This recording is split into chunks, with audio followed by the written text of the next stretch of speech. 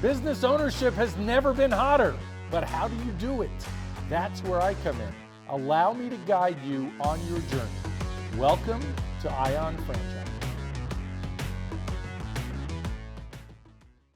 So what is the secret to success of being, the top franchisees that you have? If you thought of the top franchisees, the top 5 out of all of them that are open now, 400 plus, what do they have in common? I got one. Why don't you go first, though? The first thing that comes to my mind is just passion for their community, right? And it doesn't always have to be passion for fitness. It's passion to help other people in their communities. They've made a commitment to open a business that has positive impact, and I think you got to start there, right? Because you got to have that strong desire to make other people feel a certain way. Because when things start coming in the way, you got to go back to that strong passion. So, and you figure that out in the process of franchise selection, or when you're talking to prospects, you start figuring that out by what they're talking about, right? If they talk about playing golf and not supporting their own business, that's probably not the right person for you. Yeah, no. And passion's never gonna outweigh poor leadership or not following the playbook and doing things like that. So it can't just be passion. It certainly has to be more than passion. But I think that's kind of the catalyst for me when I'm listening to people. I do want to hear what fires them up, what lights them up, what they enjoy doing, and what their core values are. What is their mission and core values? And if it doesn't feel aligned to Burns or ours, then likely it's not going to be a good fit. Yeah. I go into baseball, and because that's where I pull a lot of my leadership from. Listen, I played with the Central Michigan Chippewas, which isn't like a universally renowned baseball school, but in the Midwest, we expect to win. We walk into stadiums, we expect to kick your ass, and we expect to walk home with a W. And the San Francisco Giants, I was there 2010, 11, 12, when they're winning World Series. They won 2 World Series in the 3 seasons that I was there. Now, I didn't contribute to that. I was in the minor leagues, but being around that culture, what makes that a championship organization is the willingness for everyone on the team to follow the playbook, right? There's a bunt play, and if I'm trying to move a runner from first to second, I got to know the sign. I got to study the playbook so I know the sign. I know where to bunt the ball. I know how to put it down on the grass so that I can advance the guy and we can run. And I'm gonna be out for that. That's gonna go against my record as a hitter if I make that bunt play. And so for me, it was always about finding people who could follow the playbook and understanding that part of the playbook is sacrificing short-term satisfaction for long-term success, and making sure that the other people around you on your team trust you and respect you. As a pitcher, if I don't trust and respect my infielders, my outfielders, we're not going to win games because I'm going to try to overcompensate their lack of ability, and which is ultimately going to compromise my philosophy, right? So if I try to strike everyone out, I'm probably going to walk a lot of people. Right. So not to go too nerdy on baseball, but that for me is my metaphor for leadership and being in those 2 organizations, championship cultures. I was taking notes. I always knew I wanted to make money and be in business and impact people. So I was taking notes the whole time.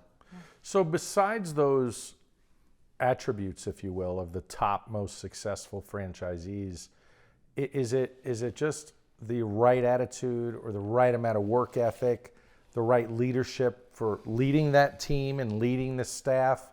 Because my next question's probably going to be, let's talk about the bottom performers. Because a lot of people that I work with, I'm a franchise broker.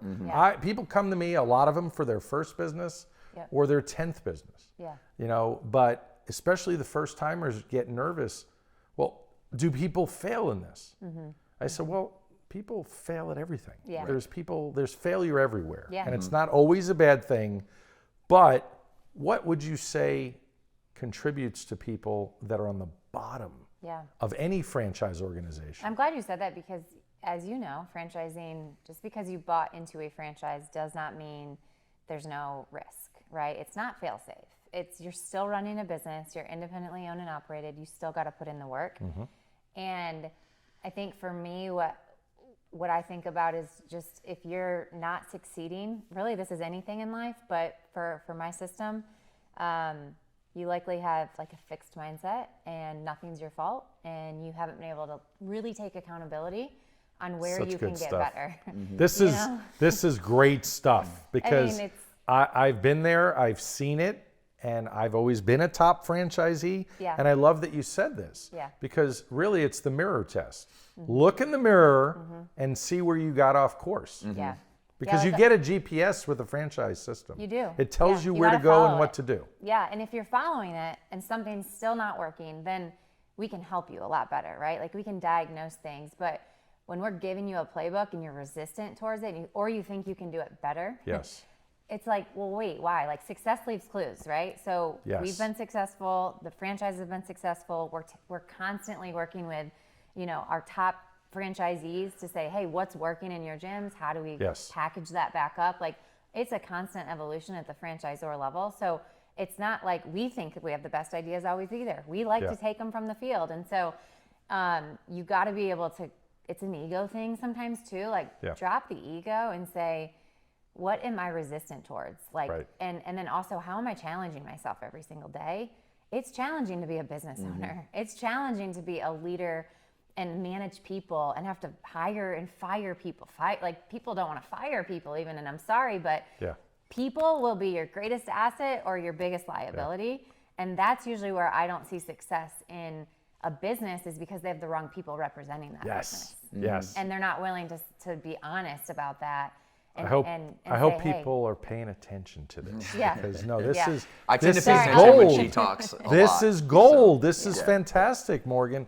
If you're ready to talk about franchise opportunities, hit the link below to schedule a call. My services are free. And don't forget to like, comment, and subscribe. Thanks for listening.